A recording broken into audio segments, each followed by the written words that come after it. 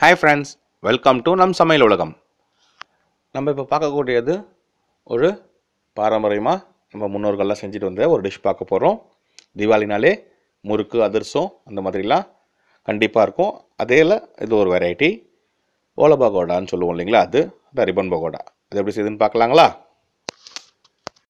இப்போ நம்ம என்னென்ன தேவைன்றதை ஃபஸ்ட்டு பார்க்கலாம். பைத்தம்பருப்பு, அதை நீங்கள் இந்த மாதிரி ட்ரை ரோஸ்ட் பண்ணிவிடுங்க. தீச்சிட வேண்டாம். சூடான பருப்பு சூடானா போதும், ரொம்ப கலர் மாறிடக்கூடாது, ஃபஸ்ட்டு விஷயம். அடுத்தது உளுந்து. இப்போ நான் என்ன எடுத்திருக்கேன்னா 200 கிராம் பைத்தம்பருப்பு எடுத்திருக்கேன், 100 கிராம் உளுந்து எடுத்திருக்கேன். அதையும் நீங்கள் ட்ரை ரோஸ்ட் பண்ணிவிடுங்க. திருப்பி சொல்கிறேன், கலர் ரொம்ப மாற்றிடாதீங்க, ரோஸ்ட் பண்ணால் போதும். அடுத்தது ஒரு கைப்பிடி இட்லி அரிசி எடுத்து இந்த மாதிரி பொரி அரிசி மாதிரி வறுத்துருங்க. இது கொஞ்சம் லைட்டாக கலர் வரட்டும்.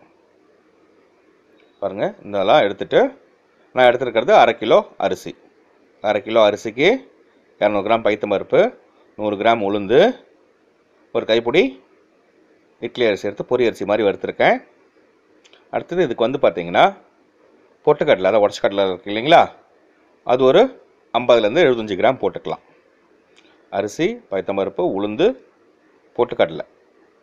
அதுக்கப்புறம் இதில் கடலைப்பருப்பும் நீங்கள் ஆட் பண்ணிக்கலாம். இது ஒரு டைப். இதை நீங்கள் மிஷினில் அரைச்சிட்டு வந்துடுங்க, ஆற வச்சுருங்க. அதை நம்ம மிக்ஸ் பண்ணிக்கலாம்.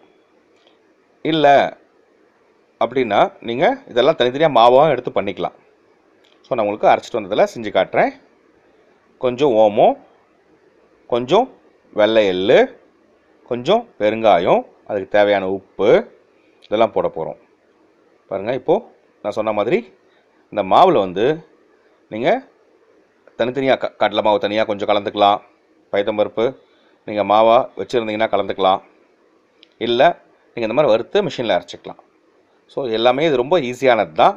இல்லை தேவையானது எல்லாம் போட்டுட்டு ஓமம், எள், பெருங்காயம், அதுக்கு தேவையான உப்பு போட்டுட்டு நம்ம இதை மிக்ஸ் பண்ண போகிறோம். இதில் என்ன எக்ஸ்ட்ரா ஆட் பண்ணுவோன்னு பார்த்தீங்கன்னா, அந்த பகோடா, அந்த ரிப்பன் பகோடா இல்லை ஓலா பகோடான்னு சொல்கிறோம் இல்லைங்களா, அதில் கொஞ்சம் ஒரு மாதிரி கலராக இருக்கும். கலர் பவுடர் யூஸ் பண்ணக்கூடாது.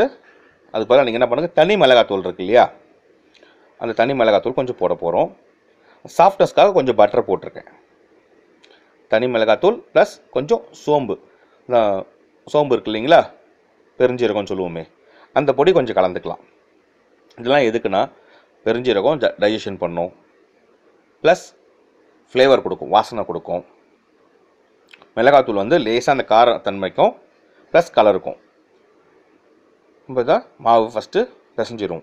எப்படின்னா நீங்கள் முறுக்குக்கு பிசைகிற மாதிரியே தான் சாஃப்டாக பிசைங்க, ரொம்ப தண்ணி ஆகிடக்கூடாது.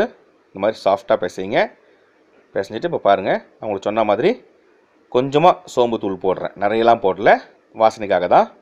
கொஞ்சமாக போடுங்க, ஒரு 2 சிட்டிகை இல்லை 3 சிட்டிகை, ஒரு 1/2 ஸ்பூன் நான் சொல்கிறது. மிளகாத்தூள் அதே மாதிரி ஒரு 1/2 ஸ்பூன் போட்டுக்குங்க. உங்களுக்கு காரத்துக்கு தகுந்த மாதிரி. லைட்டாக காரம் இருக்கணும், கலர் வரணும் இல்லைங்களா, அதனால் லைட்டாக நீங்கள் ஆட் பண்ணிவிடுங்க. நம்ம முறுக்கு அச்சில் போட்டு டைரெக்டாக புழிய போகிறோம். முறுக்கு மாதிரி நம்ம தட்டிலலாம் புழிய மாட்டோம், டைரெக்டாக புழிய போகிறோம் எண்ணெயில். ஸோ நீங்கள் எண்ணெய் கரெக்டான சூடு வச்சு பதம் வச்சுருங்க, ரொம்ப ஹையில் வச்சிடாதீங்க. ஏன்னா நீங்கள் டைரெக்டாக புழியும் போது கையில் ஆவி அடிக்கலாம். அதனால் கரெக்டாக வச்சுருங்க. ஒரு 2-3 மினிட்ஸில் சூப்பராக இந்த மாதிரி உங்களுக்கு கலர், கரெக்டான கலர் இதுதான். ரொம்ப தீச்சிடாதீங்க. சூப்பராக உங்களுக்கு ஓலா பகோடா ரெடி. ஸோ எல்லாருக்கும் பிடிச்சிருக்குன்னு நினைக்கிறேன். லைக் பண்ணுங்கள், ஷேர் பண்ணுங்கள், சப்ஸ்கிரைப் பண்ணுங்கள். தேங்க்யூ.